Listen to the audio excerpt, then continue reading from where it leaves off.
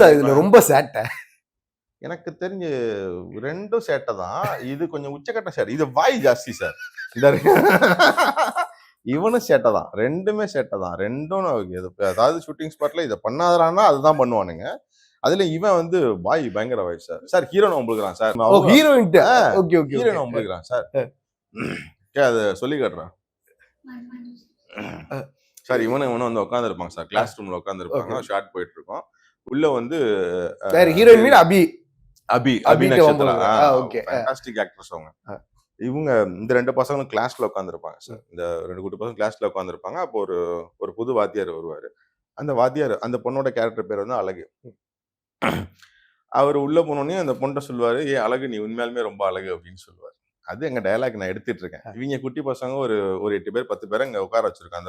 அது ஒரு சின்ன கொட்டாய் மாதிரி இருக்கும். ஏன்னா விண்டேஜ் மூவிட்டனால அதுக்குதான் கிளாஸ் ரூம் மாதிரி உட்கார வச்சிருக்கோம். நான் சைட்ல நின்று இப்படியே பார்த்துக்கிட்டே இருக்கேன். அங்க டேக் போயிட்டு இருக்கு.